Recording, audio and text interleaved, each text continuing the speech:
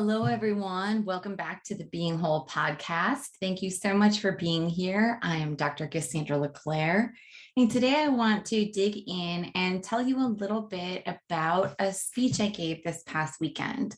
I was at an event for Speak Our Truth, which is a nonprofit organization, and I was giving some information about healing in the aftermath of trauma.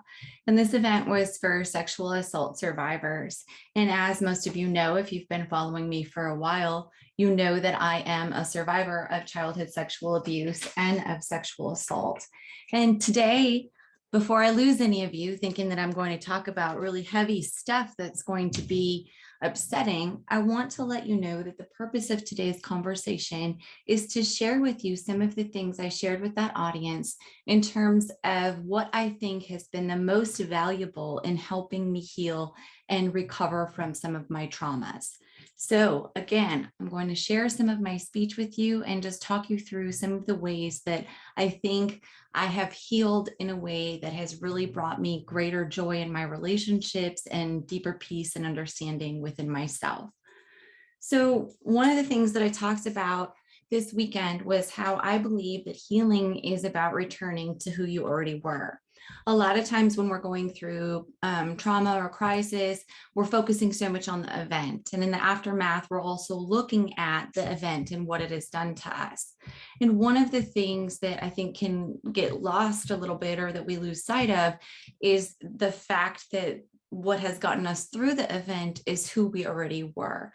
And that space and that idea that seeing yourself as the person who has carried you through your trauma is different than just looking at the trauma itself. So really understanding that part of healing is returning to who you already were. You're not necessarily, I know you hear a lot about, oh, I'm becoming the next version of myself, or I want to be a little bit better every day, or I'm becoming a new person. And I myself have said all of these things as well. But I really want to encourage you to come to a place of understanding, or if this helps you, because I think it helps me a lot, is that, that's wonderful. And I really do want to be better every day. If I mess up or if I do something that I think I want to improve upon, that really is part of my personality. So when I say I want to be better the next day, that's just for me. That's something I feel. It's not because I'm bringing shame to the way I was. I did used to, but I'm no longer in that cycle. But again, really understanding then that using the ways that I want to be better as a tool to move forward is different than sitting and thinking, oh, I have to be better because I'm a terrible person, or, oh, I did this and that was shameful and that's why I have to be better. So really understanding that your events, the things that have happened to you, can cause a lot of different reactions. And sometimes you have to unpack what's happening to you. Going back and thinking about my own personal trauma and what happened to me in childhood, unfortunately, because of the physical and psychological trauma that I was going through, I didn't really learn to understand boundaries. And this is one of the reasons why I teach so much about boundaries, because it really is a topic in an area that was incredibly difficult for me. And I found it a lot easier to dig in and to read about it and learn about it and to teach other people, because I didn't have a solid understanding for myself of what that really looked like. And when I'm thinking really about some of the things that have helped me heal the most, one of the areas that did help is learning how to set boundaries, learning how to understand that my needs and my values were important and that the things that I wanted mattered. And that's something that can get lost and really misunderstood if you've had, especially childhood trauma. But anyone who has had trauma, and when I say trauma, I'm not here to talk to you about what trauma is. There are many wonderful therapists and other mental health professionals who can dive deep into those things for you. And I do hope you'll look into those resources. But I want to focus again on what happens kind of to us afterward, and what are the communication practices and things that we do that have an impact on our relationships. In addition to boundaries, another area that's really helped me understand more about my own healing process is trying to reconnect my mind and my body. And this sounds very simple, but if you've ever had a trauma that's happened to your body, distancing yourself to what's going on in your body is really natural. And this might come for you, again, for me, it started in childhood, but it was also exacerbated when I got lupus. I really didn't understand my body anymore. I didn't know how to trust what was going on because a lot of times the way I would feel wouldn't necessarily match up with what was happening to my body. So you can think about different spaces for you. You know, a lot of times people with working out or with different other areas, wherever your body might have body image issues, just different spaces where maybe your body is a source of stress for you or a source of trauma. So it's natural that then we kind of stop listening to what our body is trying to tell us. So one thing that was a challenge for me was really recognizing that I needed to reestablish that connection because I was missing a lot of cues. And I was having reactions in situations that really didn't match up at all because I was refusing to kind of understand the cues that my body was giving me. So when a lot of times what would happen to me then, or what kind of I had a history of doing, unfortunately, is having intense periods of emotional reactivity. And I can tell you, it's really honestly kind of hard for me to say those words without having some level of shame and sadness, because even though I've done a lot of hard work and healed from a lot of those things, I'm acutely aware of how my own emotional reactivity has shifted relationships and honestly kept me in a state of shame and guilt. And one of the things about that state of shame and guilt that I realized is that I would continually enter in these spaces of emotional reactivity and then feel shame and guilt over my choices, maybe for how I lashed out or how I responded to somebody or didn't respond. And that felt easier to me than going and trying to uncover why I was feeling the shame in the first place. So why was I really having these periods of emotional reactivity in the first place? You know, what was there really there that I needed to uncover?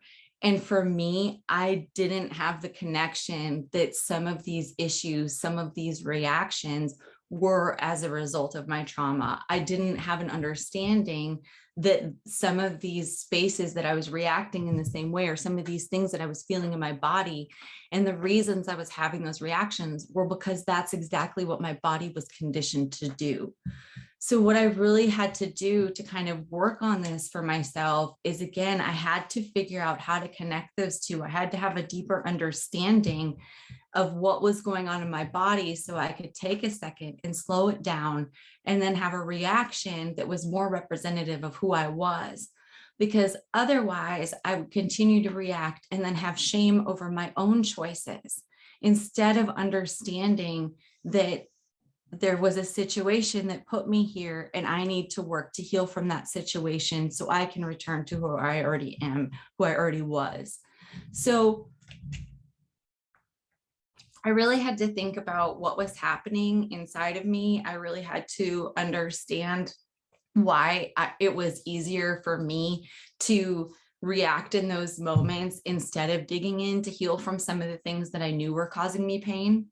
And some of that was just a really uncomfortable space. Whenever I would start to think about it, about some of those shame cycles that I had been in, or start to think about some of my own emotional reactivity or the ways that I had acted, it was a lot easier to numb out. I didn't want to think about those things. It caused me a lot of pain. It caused me a lot of shame, especially, here I was, a relationship professor teaching about relationships and how to do this, knowing that I really was struggling to feel closeness to a lot of people. Or when I would feel closeness to them, I struggled to maintain it because it felt too intense to me in a lot of situations.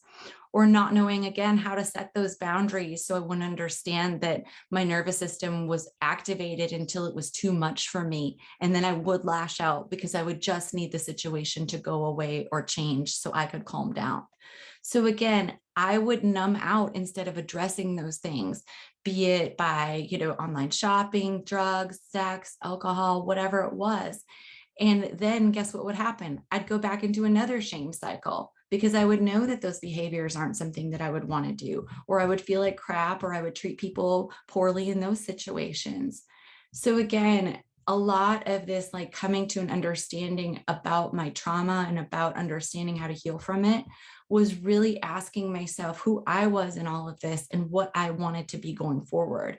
Who do I want to be? Who am I? Returning back to that person. So it took a lot of work. It still takes a lot of work. And the one reason I want to bring that up is because we can have a lot of awareness, but awareness doesn't often bring us healing. Awareness can bring us, attention to our patterns. It can bring us some understanding, but we really also have to be willing to dig in to do the work to kind of shift and change some of these things, especially when our mind and body are not connected, especially when we don't understand the ways that our emotional reactions are coming about as a result of physical situations. So again, for me, one of the biggest ways that healing from my trauma has shifted my relationships is that now I understand how I'm showing up in a new way. And I try really hard to understand the connection between my mind and my body so that when I am responding, I have a deeper sense of what that's really feeling like. Am I responding because I feel anxious inside? Am I, where is this feeling coming up for me? And, some of you might be asking, okay, well, that's really great. But yeah, how do you do that? So first of all, it's starting with your breath. I mean, that sounds really basic and you've heard it all before, right? But whenever I'm in a situation where maybe I feel agitated or activated, triggered, whatever you want to call it, or even if I'm in conflict with somebody, I have to remind myself to breathe. My body's basic instinct is to take shorter, shallower breaths. My heart rate starts to rise, and inside I feel panicky. So much so that I'm going to go to that first response that I initially feel, that immediate reaction, so that I can get this feeling out of my body. Now, the problem with that is that when I take a breath and calm my body down, it's easier for my brain to see that maybe that immediate gut reaction is based out of fear. It is based out of anger. It's based out of something inside of my body trying to protect me.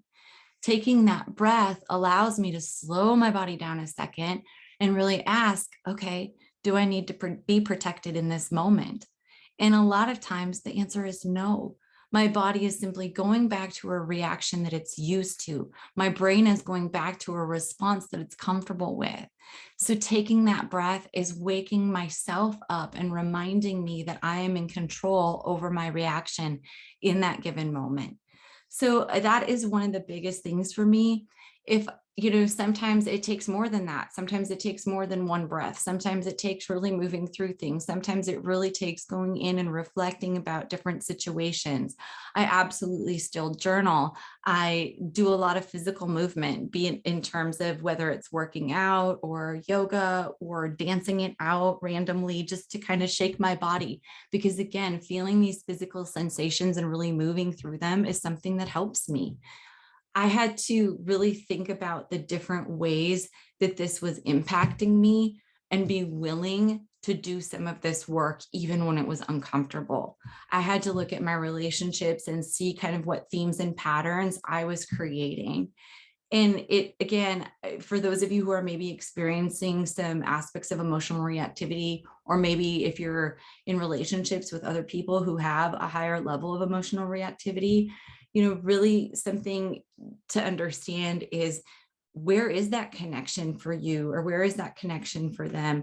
And are there ways that you can kind of merge what you're feeling internally with what you want to say externally? And again, I struggle sometimes because I see this happening after I've understood it for myself. I see the ways this happens for other people.